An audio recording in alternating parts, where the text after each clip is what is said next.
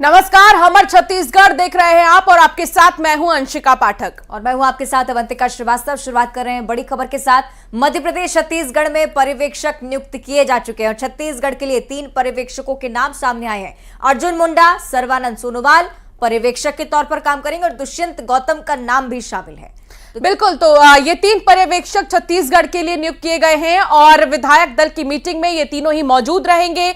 Feedback लिया जाएगा विधायकों से, किसने कितना काम किया और किसके काम से संतुष्ट है तमाम विधायक, जीत का श्रेय आखिर वो किसे देना चाहते हैं, ये तमाम चीजें, यानी कि विधायक अपनी दिल की बात इन ऑब्जर्वर को बोलेंगे, जिसके बाद विधायक दल का नेता चुना जाएगा जो कि छत्तीसगढ़ का मुख्यमंत्री होगा। तो ये 3 नाम, 3 चेहरे पर्यवेक्षक छत्तीसगढ़ के लिए जो नियुक्त किए गए हैं, आपको बता भी रहे हैं वो 3 नाम दुष्यंत गौतम के साथ साथ सर्बानंद सोनोवाल और अर्जुन मुंडा के नाम। तमाम ऐसे नेता जो कि अच्छा खासा प्रभार संभालते आए हैं, केंद्र में भी अलग अलग जगह के सीएम रह भी चुके हैं, कुछ हैं भी, बहुत अच्छे से समझते हैं हर समीकरण को। मध्य प्रदेश छत्तीसगढ़ के लिहाज से भी अगर ये 3 महत्वपूर्ण नाम सामने आए तो आप समझ सकते हैं कि हर मोर्चे पर पार्टी अपने आप को सिद्ध करने की कोशिश करेगी। भले ही महिला का चेहरा हो, महिला वर्ग को साधने की कोशिश हो, भले ही ओबीसी चेहरा लाना हो या आदिवासी चेहरा लाना हो या डिप्टी सीएम को लेकर चर्चाएं, हो सकता है कि विधायकों के रुख से कुछ और चीजें भी निकलकर सामने आए। वो बात भी पहुंचाने का काम केंद्रीय नेताओं तक के पर्यवेक्षक ही करेंगे।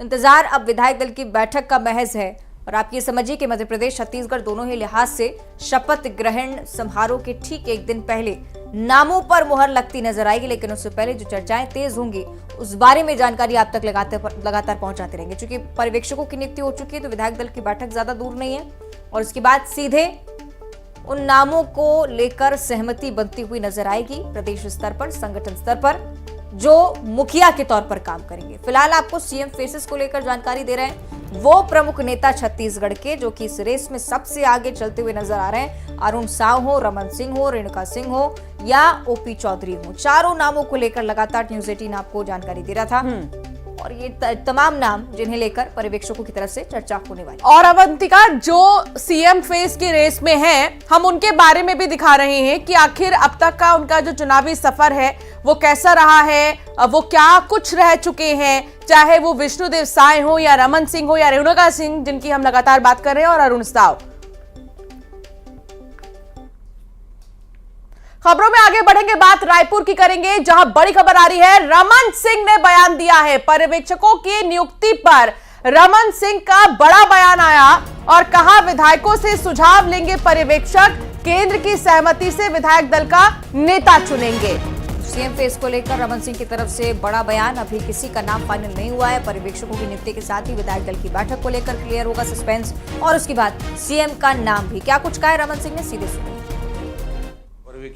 राष्ट्रीय नेतृत्व ने छत्तीसगढ़ के चुनाव के बाद यहाँ के विधायक दल की बैठक लेने के लिए 3 पर्यवेक्षक नियुक्त किए हैं, अर्जुन मुंडा जी, सोनोवाल जी और तीसरा गौतम जी, संगठन के महामंत्री।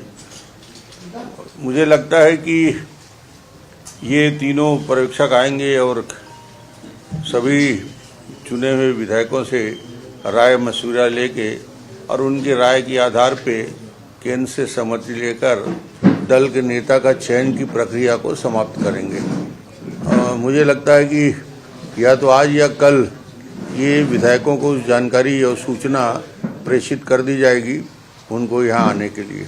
नहीं, अभी किसी का नाम फाइनल नहीं हो सकता जब तक राय मशविरा नहीं होगा, विधायकों की राय नहीं जान ली जाएगी, तब तक किसी भी नाम के लेकर अभी सभी नाम चर्चा में लोगों के संगठन।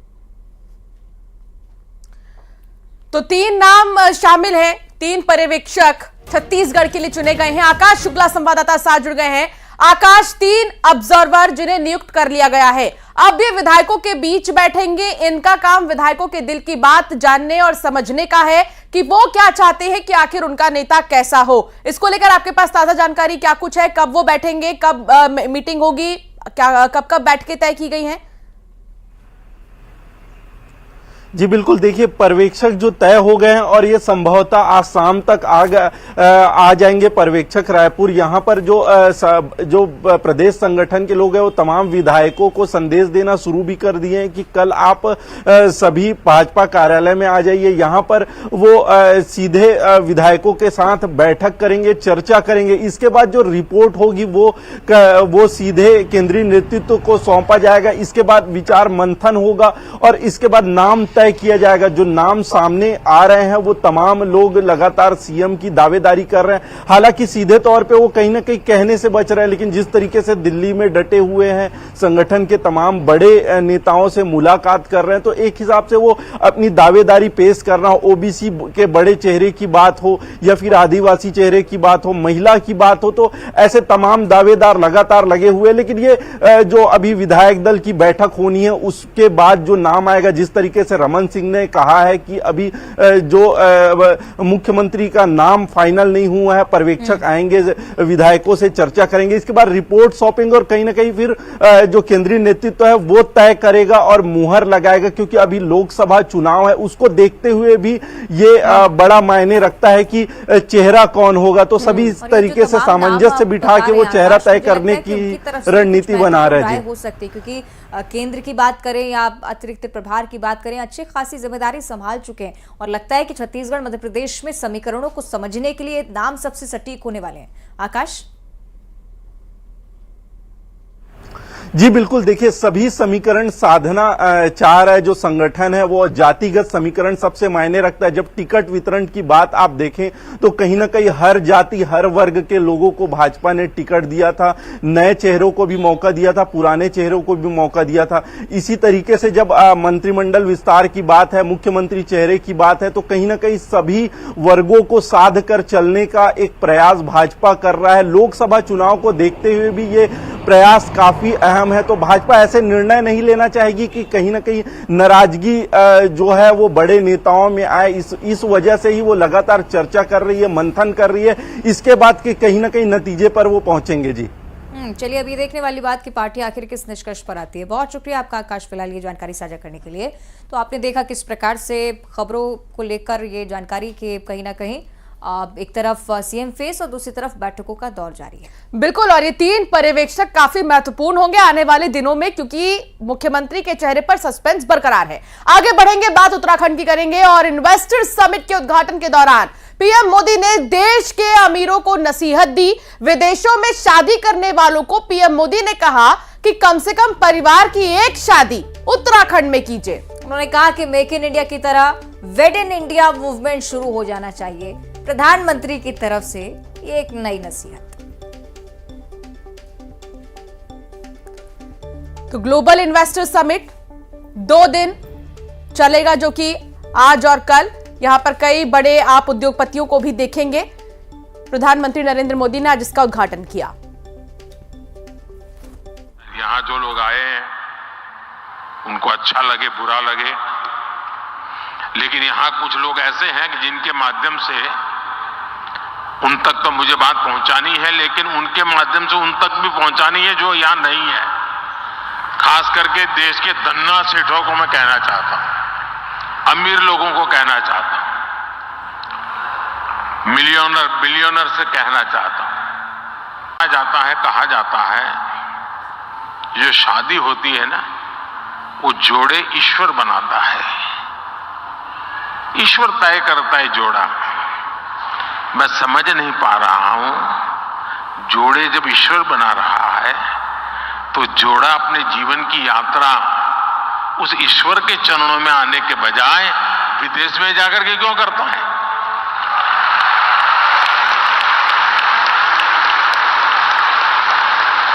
और मैं तो चाहता हूं मेरे देश के नौजवानों को, मेक इन इंडिया जैसे है ना, वैसे ही एक मूवमेंट चलना चाहिए, वेड इन इंडिया। शादी हिंदुस्तान में करो। ये दुनिया के देशों में शादी कर ले, ये हमारे सारे धन्ना सेठ आजकल फैशन हो गई है। यहां कई लोग बैठे होंगे, अब नीचे देखते होंगे।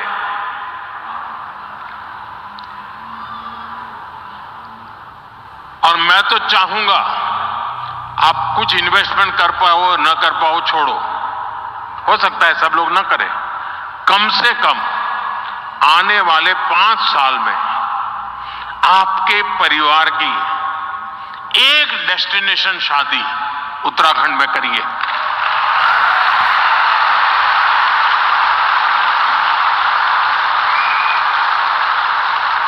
अगर एक साल में 5000 भी शादियां यहां होने लग जाए ना, नया इंफ्रास्ट्रक्चर खड़ा हो जाएगा दुनिया के लिए, ये बहुत बड़ा वेडिंग डेस्टिनेशन बन जाएगा।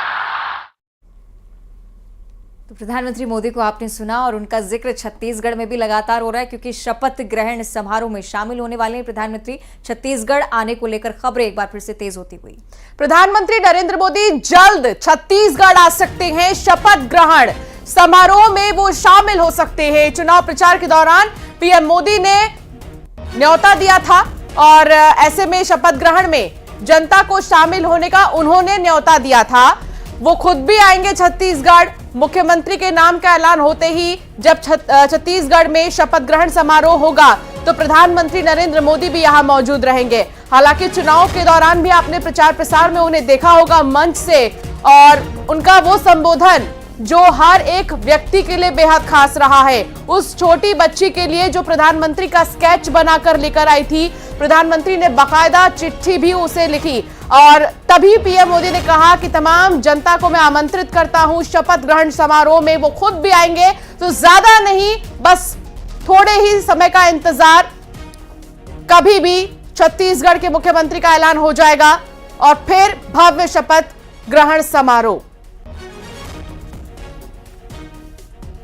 तो आपको बताएं कि प्रधानमंत्री की मौजूदगी अगर होगी तो वरिष्ठ नेताओं में भी ऊर्जा भरने का काम प्रधानमंत्री की तरफ से किया जाएगा। और अब जब नई सरकार के गठन की हलचल तेज हुई है तो ये सूचना हर छत्तीसगढ़ वासी के लिए महत्वपूर्ण है। और खबर रायपुर से, जहां रेणुका सिंह ने जेपी नड्डा से मुलाकात की है। राजनीतिक सरगर्मियां तेज हो गई हैं क्योंकि रेणुका सिंह भी सीएम की रेस में है। सोशल मीडिया पर तस्वीर शेयर की गई है। सीएम पद की रेस में रेणुका सिंह भरतपुर सोनहत सीट से उन्हें जीत मिली है। ये माना जाता रहा है कि रेणुका सिंह केंद्रीय नेताओं की पसंद नहीं है, उसके बावजूद उनका सीएम फेस के इस रेस में सबसे आगे चलना और उसके बाद वरिष्ठ नेताओं से मिलना, जेपी नड्डा से मुलाकात करती हुई रेणुका सिंह, जिसमें आपको नजर आ रही हैं तस्वीरें उनकी तरफ से भी शेयर की गई हैं। कई सारी अटकलें, कई सारे मायने इन तस्वीरों के। प्यारी सी मुस्कान उनके चेहरे पर कहीं ना कहीं कई सारे संकेत भी पीछे छोड़ के जाती है। भरतपुर सोनहत सीट से जब जीत मिली तब भी पूरी भव्यता के साथ उनका स्वागत उस विधानसभा क्षेत्र में हुआ था, उसकी तस्वीरें भी हमने देखी हैं। और साथ ही साथ उनकी तरफ से भी बहुत बेबाकी से बयान दिया गया इस बार प्रचार के दौरान कि कहीं ना कहीं माना जा रहा था कि एक वरिष्ठ नेताओं की सूची में महिला मुख्यमंत्री के शामिल होने की अटकलें हैं। अगर ऐसा होता है तो छत्तीसगढ़ को पहली महिला मुख्यमंत्री भी मिलेंगी। अब ये देखने वाली बात कि वरिष्ठ नेता क्या कुछ सोचते हैं इससे लेकर, लेकिन ये तस्वीर बहुत ज्यादा खास, कई सारे मायने तस्वीरों से जुड़े हुए।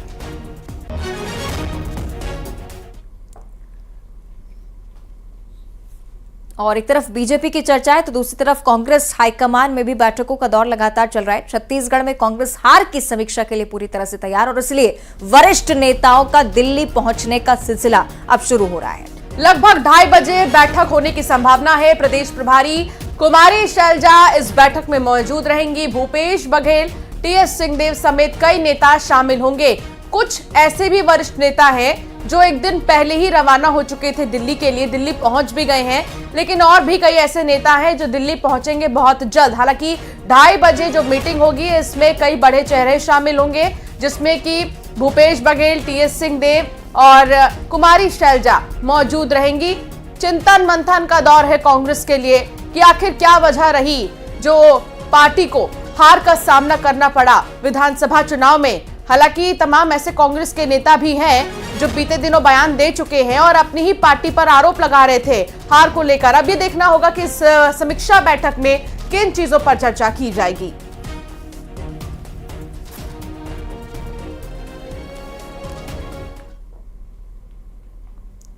खबर रायपुर से है, जहां उमेश पटेल को दिल्ली से बुलावा आया। पूर्व मंत्री उमेश पटेल आज दिल्ली जाएंगे, दिल्ली में वरिष्ठ नेताओं से मुलाकात करेंगे। आपको बताया कि नेता प्रतिपक्ष के नाम को लेकर भी लगातार हलचल कांग्रेस में बढ़ती जा रही है और इस रेस में शामिल है उमेश पटेल और इसलिए दिल्ली का ये जो बुलावा है ये बहुत खास हो सकता है। आलाकमान के बुलावे पर दिल्ली रवाना होंगे। इस बीच ये भी अटकल के भूपेश बघेल, टीएस सिंहदेव, चरणदास महंत, तमाम ऐसे वरिष्ठ नेता हैं जो प्रदेश में पार्टी की कमान संभालते आ रहे हैं। दीपक बैज भी उनमें से एक है। नेता प्रतिपक्ष इस बार कौन होता है अब ये देखने वाली बात, लेकिन उमेश पटेल को दिल्ली अगर बुलाया गया है तो कोई खास मकसद भी पीछे हो सकता है।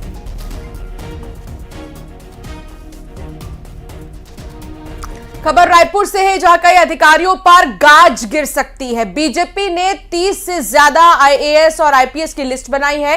केंद्र को अधिकारियों की रिपोर्ट भी भेज दी गई है। तो इन अधिकारियों पर यह आरोप है बीजेपी की तरफ से कि कांग्रेस के पक्ष में काम कर रहे थे। भ्रष्टाचार के मामलों में भी ये अधिकारी शामिल बताए जा रहे हैं। रमन सिंह अधिकारियों को हिदायत भी दे चुके हैं कि बैकडेट में फाइल साइन बिल्कुल ना करें और उसके बाद इस लिस्ट का बनना। आपको पता है कि सीएमओ में भी आधे से ज्यादा दर्जन अधिकारियों को हटा दिया गया। 6 से 7 अधिकारियों के नाम जरूर सामने आए थे जिन्हें हिदायत दी गई थी। उसके बाद आपने ये भी देखा कि रायपुर नगर निगम में भी अविश्वास प्रस्ताव लाने की तैयारी, यानी कि हलचल भारतीय जनता पार्टी अपने रुख के साथ रखना चाहती है और इसी के चलते एक और ऐसी खबर।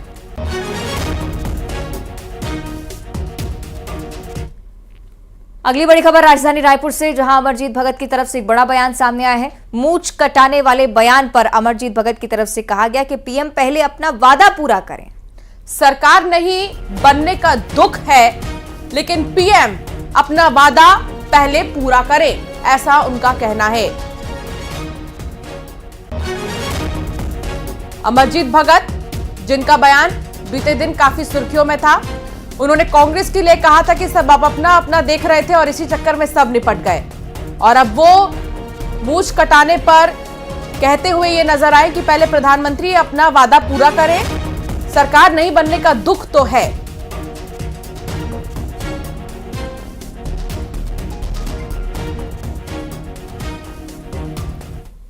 ये तो सरकार बनाने के लिए, लोगों में ऊर्जा भरने के लिए इस तरह की बात होती रहती है। माननीय नरेंद्र मोदी जी ने भी इस प्रकार की बात कि 15 लाख हम खाते में देंगे। नोटबंदी के दौरान स्थिति सामान्य नहीं होने पर 50 दिन में हमको जिस चौक चौराहे पर बुलाएंगे वहाँ पर जो सज़ा देना होगा, जहाँ लटकाना होगा लटका देंगे। इस प्रकार की बात उन्होंने कही थी। उन्होंने ना ऐसा किया क्या? नहीं किया।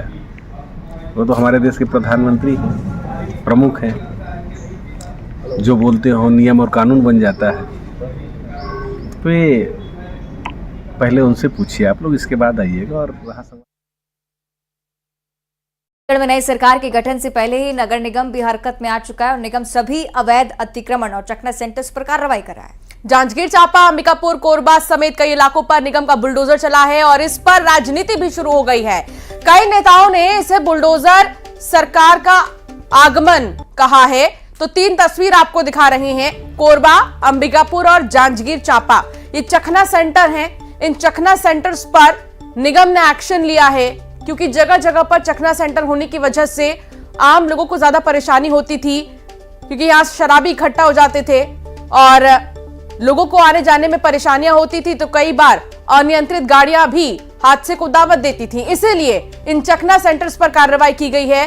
अवैध तरीके से इन चकना सेंटर्स को बनाया गया था, बिना परमिशन लिए अतिक्रमण एक तरह से कह सकते हैं, जिस पर एक्शन लिया गया है। ये 3 तस्वीर आपके टेलीविजन स्क्रीन पर अलग अलग जगहों की।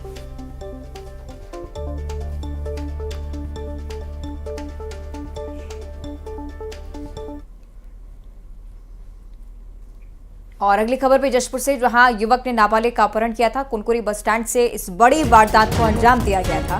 पुलिस ने अब आरोपी समीर अंसारी को गिरफ्तार कर लिया है। नाबालिग सकुशल बरामद भी हुई है।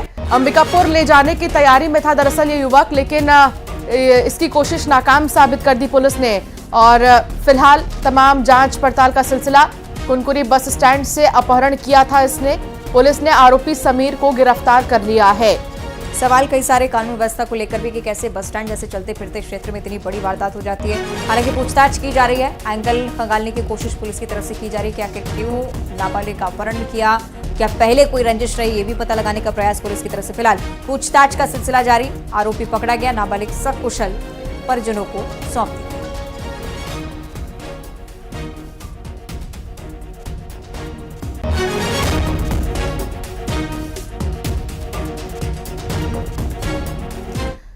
खबर जगदलपुर से है, जहां अवैध धान परिवहन पर कार्रवाई की गई है और 340 बोरी धान जब्त किया गया है। उड़ीसा से धान लाया जा रहा था। तो बस्तर में धान को खपाने की तैयारी चल रही थी। छत्तीसगढ़ में अक्सर जब धान खरीदी का सिलसिला चलता है तब आप ये खबरें अक्सर सुनेंगे, क्योंकि यहाँ पर बढ़ी हुई एमएसपी पर धान बेचा जाता है किसानों की तरफ से, और इसी के चलते कई सारे सीमावर्ती राज्यों के लोग ये चाहते हैं, ये किसान चाहते हैं कि बढ़ी हुई कीमत उन्हें अपनी धान की फसलों की मिल सके, और इसी के चलते एक बार फिर से ऐसी कार्रवाई।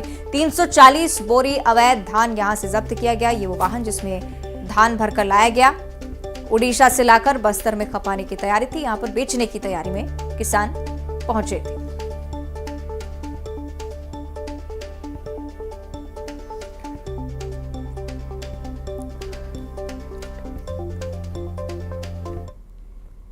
और चलिए एक नजर खबरों की 2020 पर। छत्तीसगढ़ में सीएम फेस की तलाश तेज, बीजेपी ने नियुक्त किए 3